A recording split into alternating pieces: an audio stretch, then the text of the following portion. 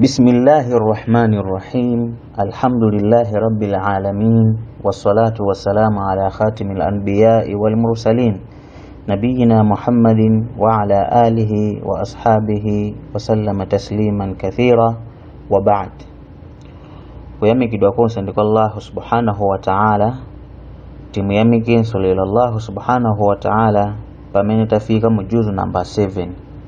Lero tuli mujuzu number 7 maka mu suratul Maida. Suratul Maida ndi mozi nsoma masura akulu amene akupezeka mu Qur'an.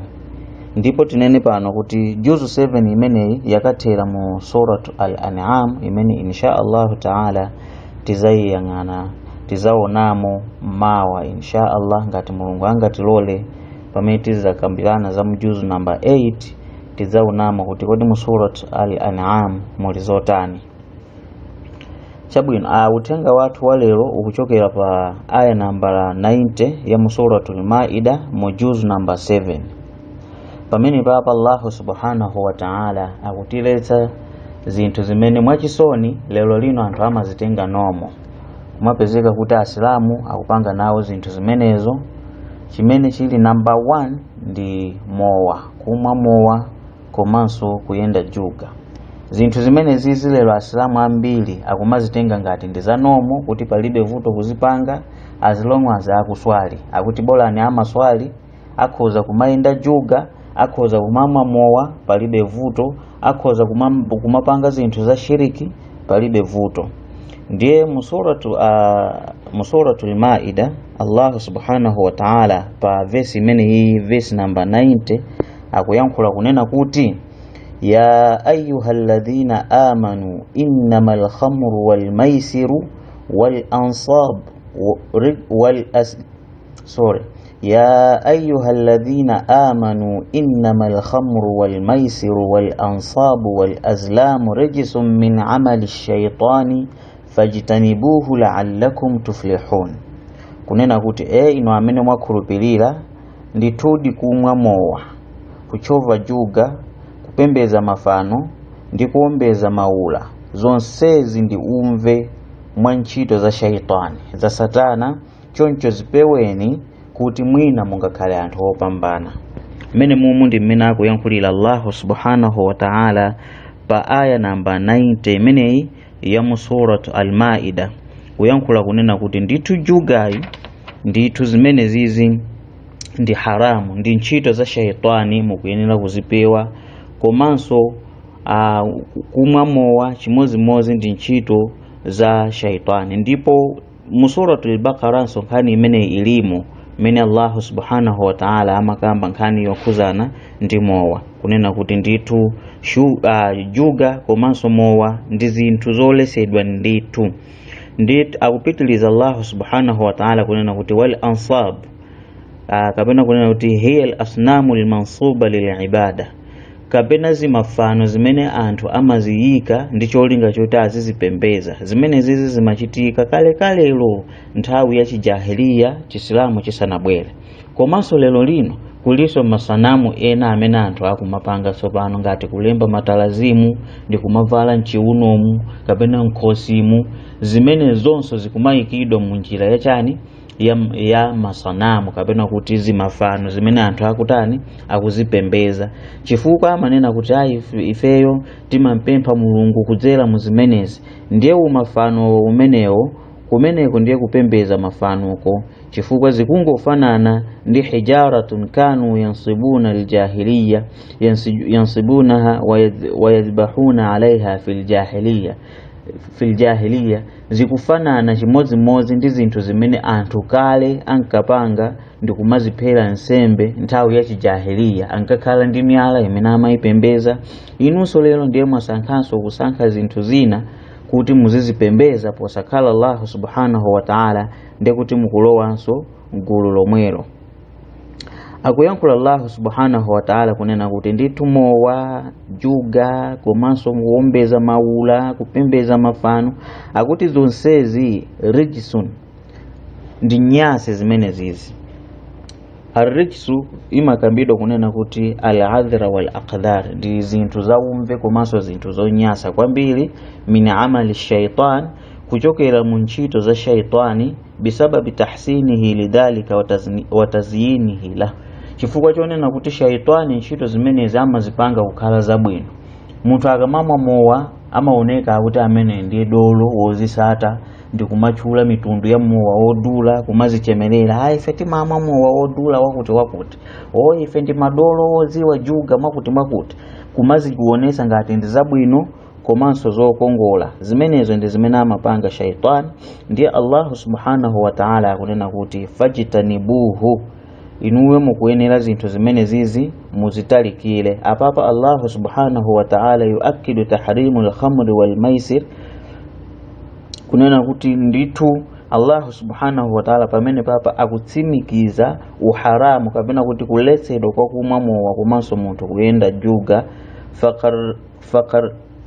Faqarranahuma biibadati al-asnam, ndipo Allah subhanahu wa ta'ala wapanga kapena kuti wailekeza munthu amene akuyenda juga, munthu amene akumwa mowa, munthu amene akupita kumaula, akuti amufananiza munthu amene yoyo chimozimozi munthu amene akupembeza mafano. Waja'alahuma rijsan, ndipo Allah subhanahu wa ta'ala wazipanga zinthu zimene zizi kukhala za umve. Ai najisaini najasatan ma'nawiyya, kunena kuti najisi yake ndi imene timanena kuti essential najis, kapena kuti najisi imene mwachidule pamenepa tingokambapo pang'ono nkhani ya akamanena kuti al-ma'nawiyya, najasatul ma'nawiyya wal hissiyya. Amatanthauza chani akamanena kuti an-najasa al-hissiyya, maanaha anna aina ash-shay'i najis, kunena kuti chinthucho pachoka ndi najis kapena kuti ndicho nyasa. Fa idha lamasathu biyadika mathalan wajaba alayka ghasluha, ndi chinthu chonena kuti chinthu cha akamanena kuti najisi al-hissiyya ndi chinthu chonena kuti ukachigwira ndi manja ako ndiye kuti ukuyenera kutani, ukuyenera kusambisa manja amene wawo ndi madzi kuti najisi imene ichoke.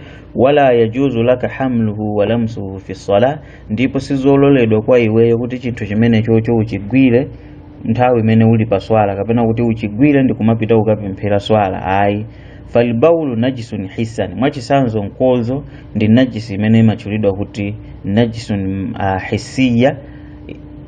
Idha aswaba yadaka au thiyabuka wajaba ghaslu ma aswaba, mkozo ukagwira pa mkono pako kapena mchovala chako ndiye kuti ukuyenera kuti usuke chimene chocho, usuke malo amene pagwira mkozo umene.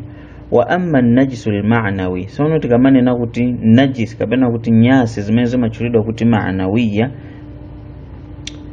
fa idha lamasatihu fa innahu lam yajibu alayka ghaslu, ndi chinthu chonena kuti utati wachigwira sikuti iweyo usamba kapena kuti usambisa mkono wako kapena chovala chako ifa choti chakukhuza chinthu chimene chocho. Ayi, fal kafiru najisu, mwachisanzo munthu amene ali wokanira kafiri ndi najis, liqauli Allah ta'ala, mmene adayankhulira Allah subhanahu wa ta'ala kunena kuti innamal mushrikuna najasu, kuti ndithu mushrikuna anthu omphatikiza Allah subhanahu wa ta'ala ndi zinthu zina ndi anajisi. Koma sisi kutanthauza kuti ukagwirana ndi munthu amene ali wosakhulupirira ndiye kuti iweyo basi ukuyenera ukasambe kapena ukatsuke malo amene wakukhuzawo. Iyayi, najisi yake si ya choncho. Umomo timangofuna tingokamba pang'ono kani yokhuzana ndi najisi ma'nawiyya wa najisun hissiyya. Chabwino Allah subhanahu wa ta'ala akutiuza kuti tizitalikire zinthu zimenezi chifukwa ndi zoyipa ndipo ndi najis. Wa min amali shaitan, ndipo ndi ntchito ya shaitani imeneyi.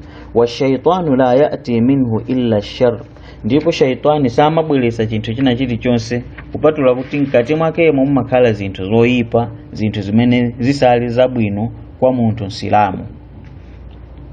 Waja'ala al-ijtinaba min asbabil falah, ndipo Allah subhanahu wa ta'ala anakupanga kupewa kapena kuti kutalikirana ndi zinthu zimene tazichulazi ngati juga komanso mowa komanso maula, kukhala chinthu chimodzi chimene chingampangise munthu kuti akhale wosangalala. Wa dhakara ma yuntiju minha min alwabal, komanso Allah subhanahu wa ta'ala watchula mu aya imeneyi zinthu zosatira zimene zingabwere pambuyo ponena kuti munthu ali munchitidwe umenewu ndipo sakufuna kutani, sakufuna kusiya. Lero zikumakhala zinthu zomvetsa chisoni kwambiri mmene tanenera mwapeza ndithu asilamu makamaka m'matauni ndithu mumpeza nsilamu basi akumwa mowa, basi akamwa mowa basi kumapita ku mzikiti. Mumpeza nsilamu lero lino akuyenda juga, ndipo lero shaitani ndiye wabweretsa juga imene imaoneka yokongola komanso yonjoyesa pa maso pa anthu akuti betting, anayipasa chizungu chimenecho akuti betting. Basi munthu pa foni pake kumayenda juga ndi kumaononga chuma munjira ya haramu ngati imeneyo.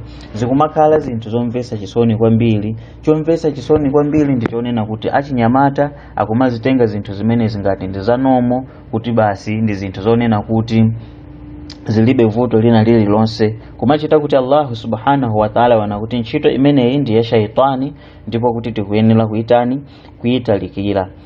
Ibn Umar radiyallahu anhu adayankhula kunena kuti unzila fil khamri 3 ayatin, kunena kuti nkhani ya mowa panatsika maaya okwana 3. Fa awwalu shay, aya yoyambirira imene inatsika ndiyonena kuti yasalunaka anil khamri wal maisir, kuti iwe mtumiki Muhammad sallallahu alaihi wasallama akukufunsa iwowo nkhani yokhuzana ndi mowa komanso nkhani yokhuzana ndi juga.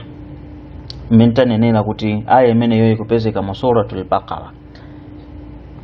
Faqil, ndipo zitayankhulidwa itatsika aya imene iyi mtumiki Muhammad sallallahu alaihi wasallam adawayankhula anthu kunena kuti hurrimatil khamr, ndithu mowa waletsedwa. Faqila, ndipo masahaba adayankhula kunena kuti ya Rasulallah da'ina nantafi'u biha kama qala Allah, fasakata anhum. Ndiye masahaba adayankhula kunena kuti oyu mtumiki wa Allah, basi tisiyeni ifeyo mumowa mutizipindula ngati mene Allah subhanahu wa ta'ala wayankhulira mu aya. Fa ayayo imapitiliza kunena kuti yasalunaka anil khamri wal maisir, akukufunsa iwe mtumiki nkhani yokhuzana ndi mowa komanso juga.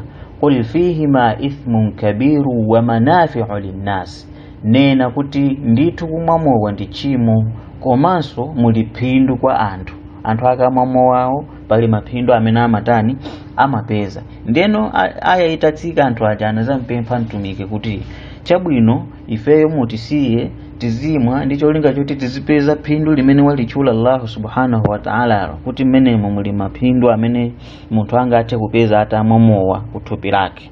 Fasakata anhum, ndipo mtumiki Muhammad sallallahu alaihi wasallam sana yankha china chilichonse kusonyeza kuti sana walese anthu aja kuti kapena apa tipanga bwanji. Thumma nazalat ba'daha al-aya, kenako zitachitika chonchija zinapeza kuti basi anthu aja amamwa mowa uja choncho ndi cholinga choti azipeza phindu limene lili mmowa. Kenako thumma nazalat ba'daha al-aya, kenako inazatsika aya ina imene Allah subhanahu wa ta'ala adayankhula kunena kuti la taqrabu salata wa antum sukara, aya imene ili mu suratul Nisa, kunena kuti ino anthu amene mwakhulupirira ndithu musayandikire swala muli anthu achilezerere, mutalezera mowa. Musayandikire swala kapena kuti musapite kukapemphera swala muli anthu olezera, mutalezera. Ndi aya imene itatsika faqil, ndiye zinayankhulidwanso kwa anthu aja kunena kuti hurrimatil khamr, ndithu mowatu waletsedwa. Faqalu ya Rasulallah, ndi adayankhulanso anthu aja kunena kuti mthenga wa Allah la nashrabuha qarba as-salah, fasakata anhum. Anthu aja anayankhula kunena kuti mthenga wa Allah, chabwino ife mowawu sitizimwa nthawi imene tayandikira kuswala, tizionesesa kuti mowa tizimwa swala isanakwane kapena kuti nthawi ya swala ili kutali. Mwachisanzo ndiye kuti ngati swala ya subuhi ndiye kuti ife mowa tizimwa usiku, ndi cholinga choti tigone bwinobwino, tikamadzuka basi khale kuti zonse zabwinobwino. Chimodzimodzi swala ya dhuhuri ndiye kuti tizionesesa kuti mowa mwina tamwa kummawa kuti ikamafika nthawi ya dhuhuri tikhale tili bwinobwino. Atayankhula choncho mtumiki Muhammad sallallahu alaihi wasallama anakhalanso akuti chete. kenako thumma nazalat ya ayyuhalladhina amanu innamal khamru wal maisiru wal ansabu rijsun min amali shaitani fajtanibuhu la'allakum tuflihun. Kungotsekeratu basi Allah subhanahu wa ta'ala anatisa aya mente ukambirana lero kunena kuti ndithu mowa komanso juga komanso zimafano maula zonsezo ndithu ndi ntchito za shaitani, choncho mukuyenera kuzitalikira. Ndithu akuti itatsika aya imeneyi faqala rasulullahi sallallahu alayhi wasallama hurrimatil khamr, mtumiki Muhammad sallallahu alayhi wasallama adayankhula kunena kuti apa ndiye basi mowa walesedweratu ndipo ndi haramu pano munthu kumwa mowa.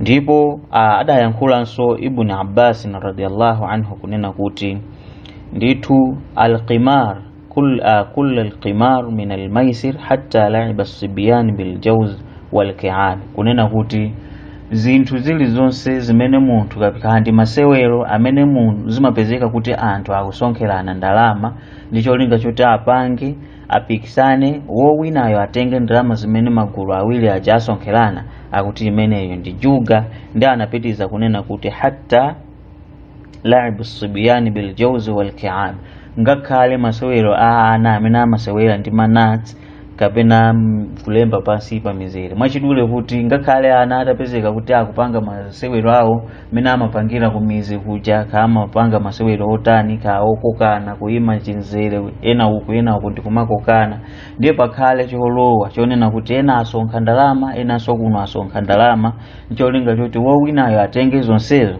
akuti imeneyo ndi juga.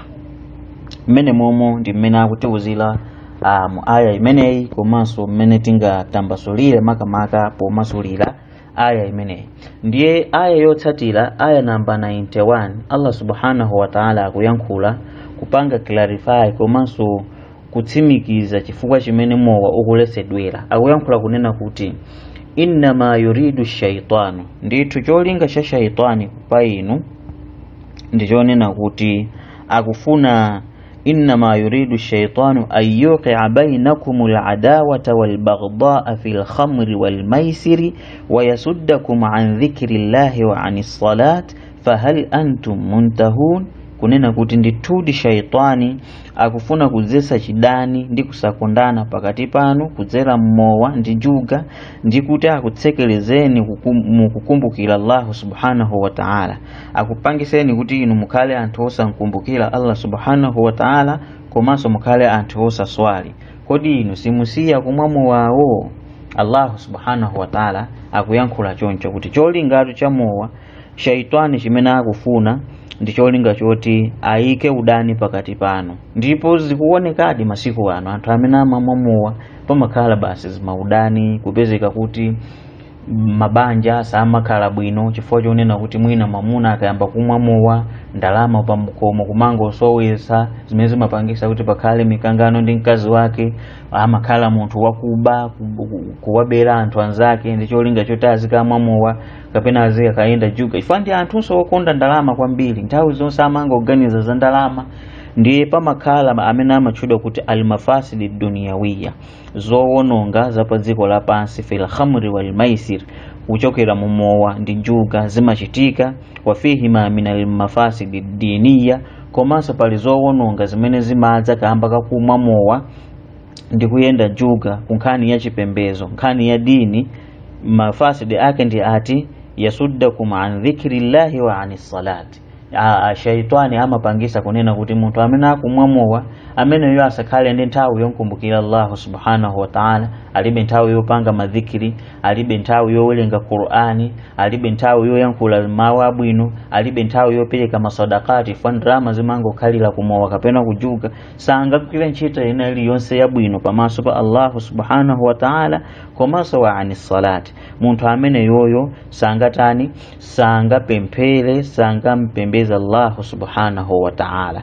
Ndiyeno Allah subhanahu wa ta'ala akupitiriza kunena kuti wahdharu, choncho inu mukuyenera kutani kuzipewa zinthu zimene zizi, kunena kuti zinthu zimene zizi muzitani muzipewe chifukwa chonena kuti ndi zinthu zowononga. ibn Umar radiyallahu anhu amene khalifa Umar ibn al-Khattab radiyallahu anhu adayankhula kunena kuti itatsika atayankhula Allah subhanahu wa ta'ala kunena kuti fa hal antum muntahun, kapena kuti hal antum tarikuna lahuma nihaiyan, kuti kodi inuyo simusiya kumwamo wawo kotheratu kuti basi simuzamwanso. Ndi Umar radiyallahu anhu akuyankhula kuti lamma sami'a hadha intahaina, ndithu ife tangomva mawu amenewa basi mowa tinalekeratu kumwa pompo, ndipo palibenso amene anamwamowa. Ndipo akuti zimakambidwa kunena kuti siku limene lolo kapena kuti misewu ya ku Madina, ngalande za ku Madina mumango yenderera madzi, kuthamanga madzi amisuko imene inaswedwa ndi mowa. Mmenemo ndi mmene maswahaba kale amakhalira kunena kuti akamva chinthu pompo amatani amachitsatira chinthu chija, osachuluka nzeru kuyamba kuyankhula izi nanga mawawo zitakhala mwakuti mmene timachulukira nzeru masiku ano. Zimenezo amachita chifukwa chani? Amachita chifukwa cha aya 92 imene ikutsatira, imene Allah akuyankhula kunena kuti wa ati'u Allah wa ati'u rasula wahdharu fa in tawallaytum fa'lamu annama ala rasulina albalaghul mubin, kunena kuti mvereni Mulungu ndipo mverani mtumiki wake, ndipo muchenjere posanyozera malamulo a Allah subhanahu wa ta'ala. Ngati munyoza Allah, dziwani kuti udindo wa mtumiki watu Muhammad sallallahu alaihi wasallama ndi kufikisa uthenga wowonekera basi. Ngati atafikisa uthenga, mtumiki saka zozolidwa ona kuti tinakuuza kuti anthu asiye kumwa mowa, koma iwe suna wauze anthu chifukwa chani? Chifukwa mtumiki uthenga watani wafalisa. Zili ndino kusatira kapena kusatani kusatsatira. Ndi akutiuza kunena kuti wahdharu mu aya imene 92 kuti wahdharu tikuyenera kuchenjera mukhalafata Allah wa rasula, nkhani yosiyana ndi chilamulo cha Allah subhanahu wa ta'ala ndi mtumiki wake Muhammad sallallahu alaihi wasallam. Ngati alesa mowa, ngati alesa juga, ngati alesa maula, zimene zozo tikuyenera kuzipewa. Koma zomvesa chisoni lero lino nkhani ya maula, makamaka azimayi. Lero lino ndithu azimayi ahijabu zikumapezeka avala mpango wao kumutu, azimayi achisilamu basi kumapita kumaula. Ndiye lero maula ake asiya kupita kwa asing'anga kuja, kwa mizimu kuja, pano akumapita akuti kwa abusa ndibempherereni ndikufuna banja, abusa ineyo ndi madwaladwala basi ndikufuna mundibempherere ndiziwe kuti chikuvuto langa ndi chani. Zonsezo shaitani wakongolesa ntchito zake. Kwa lero timalize ndi aya namba 93 imene mtumiki Muhammad aya namba 93 imene mtumiki Muhammad sallallahu alaihi wasallam atawauza anthu kuti mowa waletsedwa kotheratu. Anthu anayamba kumafunsa kuti sopano zitha bwanji kwa anthu amene amwalira mowa okumwedwa, chifukwa ngati mwamvesa bwinobwino apapa mupeza una kuti mowawu unaletsedwa mmafezi atatu. Koyamba kowauza kuti mowa si wabwino, koma muli phindu, anthu aja ndikumati ife tizimwa chifukwa cha phindulo. Kachiwiri nkhani ya swala kuti chabwino sitizimwa nthawi ya swala ikayandikira. Kachitatu nkamene amaletseratu. Ndiye ena anayamba kufunsa kuti tsono amene amwalira mu stage amenewa isanafike poletseratu mowa completely zitha bwanji anthu amene usakalowa kumoto?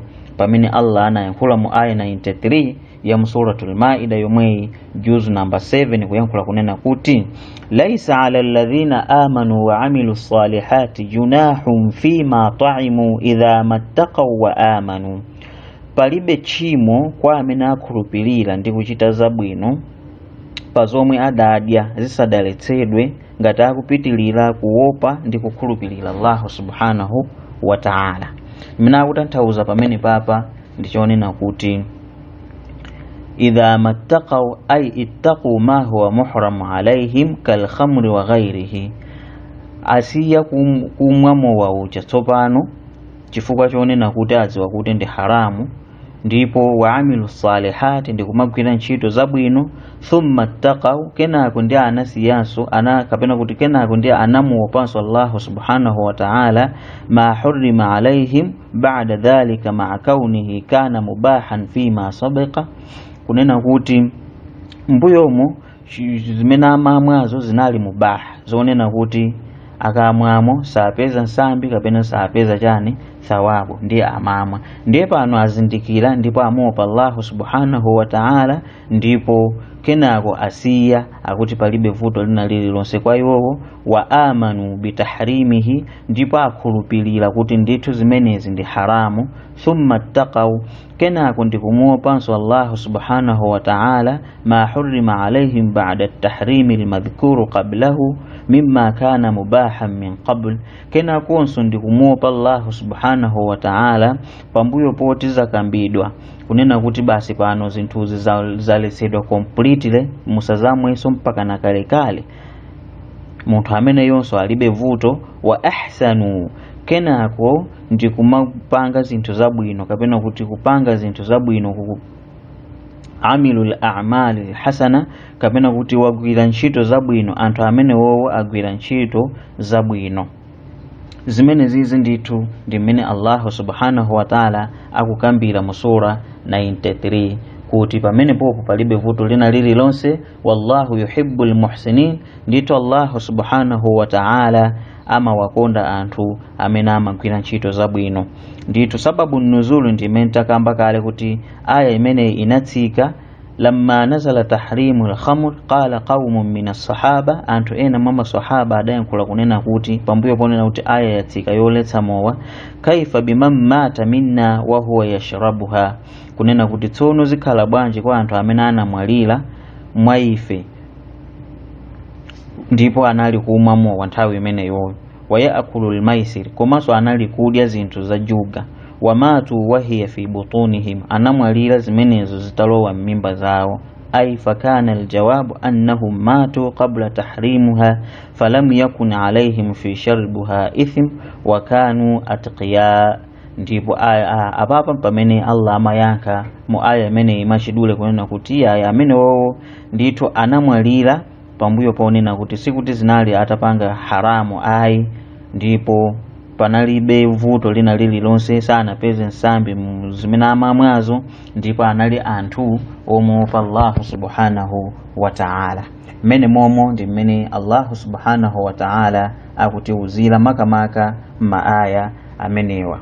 Pamapeto tsopano timalize ndi kunena kuti nkhani ya mowa tisamayichepetse makamaka ife achinyamata achisilamu, chifukwa timaona ngati kupanga zinthu za haramu ndiye kunjoya kumeneko. Vuto limene likumakhala ndi limeneko. Lero lino akuti munthu kuti aoneke kuti ndi wochenjera ndiye kuti akhale kuti amamwa mowa, amasuta chamba, kapena apo iye amayenda juga, komanso azimayi kuti aoneke kuti ndi wozisata, kuti masiku ano ati basi ndi azipita mwazibusa mwazising'anga, zinthu zimene Allah subhanahu wa ta'ala komanso mtumiki wake Muhammad sallallahu alaihi wasallama anaziletsa.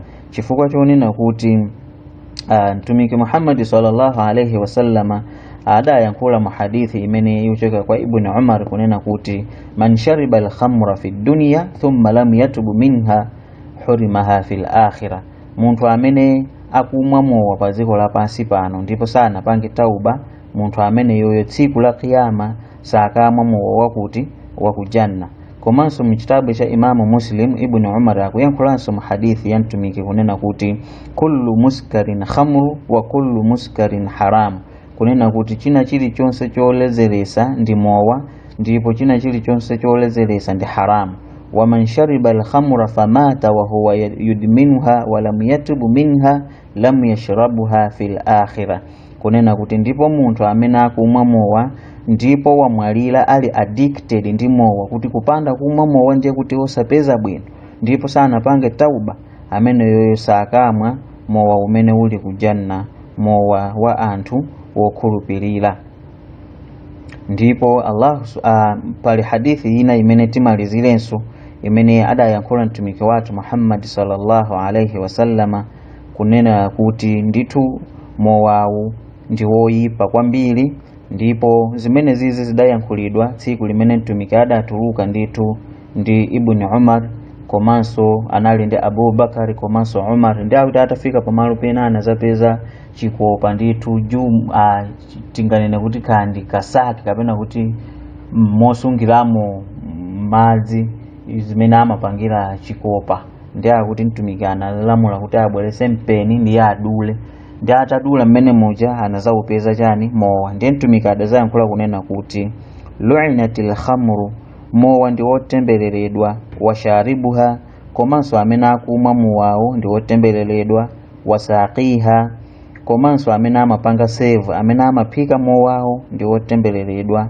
wabayi'uha, komanso amene amagula mowa ndi wotembereredwa, wamutaba'uha, komanso munthu amene akunyamula mowawo ndi wotembereredwa ameneyo, komanso wahamiluha walmahmula ilaihi waasiruha, komanso amene akunyamula mowa, komanso munthu amene akupanga brew, amene akuphika mowawo kapena kuti amene amapanga produce mowawo kuyamba kugawa mwa anthu, amene akugawa mowawo amene yonso ndi wotembereredwa, komanso munthu amene wa mu'tasiruha, munthu amene mowawo wapangidwa save kwa iyeyo kuti amwe, kapena kuti munthu amene wabwereseredwa mowayo amene yonso ndi wotembereredwa, komanso munthu amene akuti chani wa akilu thamaniha, komanso munthu amene akudya ndalama zimene zatuluka kuchokera mu mowa nayenso ndi wotembereredwa. Ndiye iwe Nsilamu ulibe mantha ndi Allah subhanahu wa ta'ala, ulibe mantha ndi Allah subhanahu wa ta'ala ukumwa mowa, uzimvere chisoni, ndipo ndithu usiye kumwa mowa ndi cholinga chonena kuti Allah subhanahu wa ta'ala ndithu akakuchitire chisoni siku la kiyama. Chifukwa mu hadithi imeneyi Allah akunena kuti mtumiki Muhammad sallallahu alaihi wasallam akunena kuti ndithu mowa unaletsedwa, ndithu unapangidwa, unatembereredwa, washaribuha, aliyense amene akumwa, komanso wasaqiha, amene akupanga save mowawo, amene akupanga produce mowawo, wabayi'uha, komanso amene akugulisa, wamutaba'uha, komanso amene akugula, waasiruha, komanso amene akupanga brew, akutulusa mowawo, komanso wamutaba'uha, komanso amene akuyitanisa mowa kuti usevedwe, upangidwe save kwa iyeyo, ubweresedwe kwa iyeyo, akuti nayenso akutembereredwa, wahamiluha, komanso amene amanyamula mowawo, komanso walmahmulatu ilaihi, komanso aliyense amene mowawo ukupitisidwa kwa iyeyo, wa akilu thamaniha, komanso amene akudya ndalama zimene zatuluka kuchokera mu mowa. Ndithu zimenezi ndizofunika munthu kumazimvera chisoni. Nthawi ndi yochepa, nthawi ena iliyonse munthu uzamwalira, uzapezeka kuti wamwalira uli mmatemberero ochokera kwa Allah subhanahu wa ta'ala, komanso mtumiki wathu Muhammad sallallahu alaihi wasallama. Tikafika hapo timpempha Allah subhanahu wa ta'ala kuti atipatse kumvetsetsa nkhani za chipembezo. Wassalamu alaikum wa rahmatullahi wa barakatuh.